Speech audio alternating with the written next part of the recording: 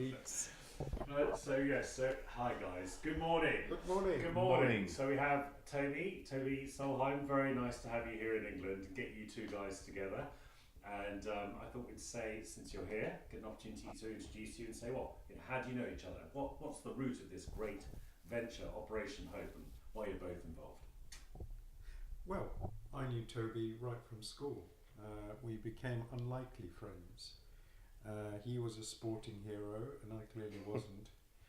And we think in retrospect it's probably because we both got faulty wiring and that somehow we've connected by mistake. But we had a natural friendship. I'll call it natural. We had a most unnatural friendship, but for some reason. And quite natural. And quite natural friendship. And some reason we bonded on several things. I think maybe our competitiveness, obsessiveness with work, and I think we just found each other's company quite hilarious. As we sort of negotiated the sort of slippery Hellman paths of puberty. You know each other since 13, yeah? Yep. So that's 35 years or something? Then we lost touch because I'm terrible at keeping in touch. I think I saw Thoby briefly at university on 2 occasions. Yes. Yeah. But that was just very brief. And then he was double booked for a wedding, so he was only able to make a sort of symbolic appearance at my wedding, which was in 1998. And then really properly lost touch afterwards, I think, since 98. For 4 years, yeah. And then you came to see me in Johannesburg. Yeah.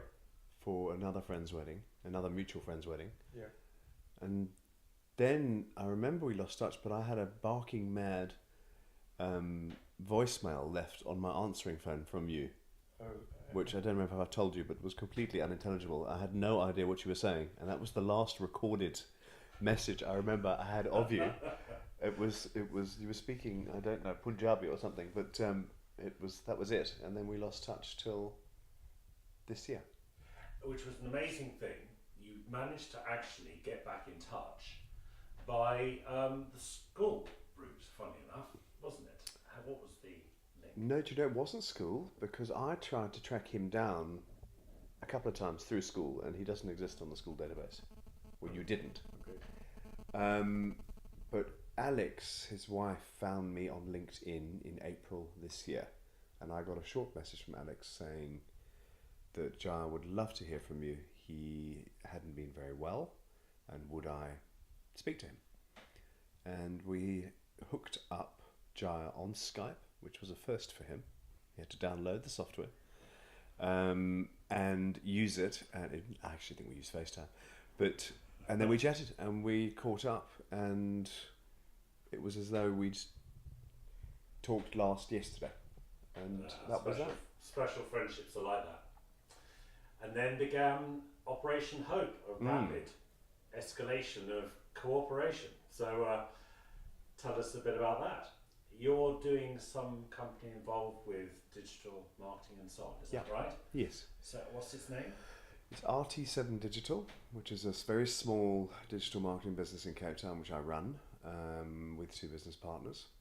And Project Hope came about because Jaya, when he talked to me about his illness and what was going on, had said to me that one of his dreams in life was to publish a book of poems that he'd been writing since his days as a young doctor.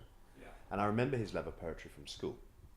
And would I help him, or did I have any idea on how to get involved in a project whereby we could get that book of poems published?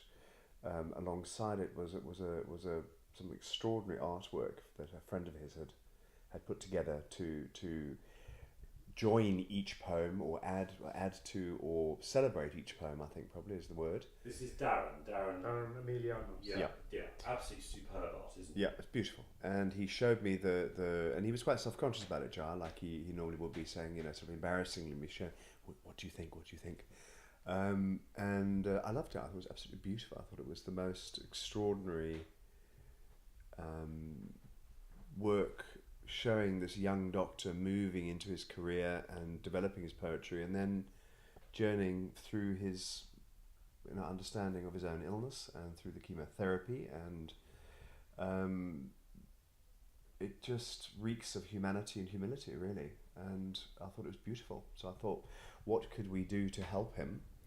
And he was quite clear that what he'd like to do is raise some money for a couple of charities, and maybe a bit of cash for his daughter. And could we get him into print, and how would we go about doing this? And to be brutally honest with you, other than building a website, I didn't have too much idea, but together we talked about setting up a website and putting his details on the site, and then linking to Just Giving, which will then be used as a crowdfunding platform, and people would be invited to donate to these causes, and they would receive this published hardback book of poetry and paintings as a gift.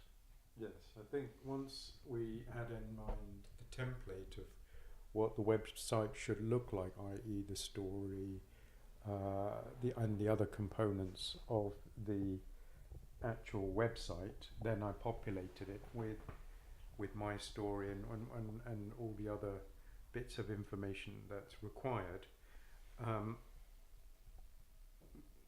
We didn't really, at that stage, we hadn't modelled it specifically, had we? No. On any other website. I think we did it as we went along. We did, and it was introducing Jaya to the digital world was an interesting challenge, because he hadn't really sort of experienced it other than the use of websites, and using email was about sort of the limit of his digital skills, but he was able to articulate what he wanted, and what we did is we broke it down into what was the message you'd like to tell the people who would read on the website and who might be interested in your story. And so he told the story, and we then put up images of the book to be. It was then the book to be, and we held it together, and my wife wrote the basic framework of the website.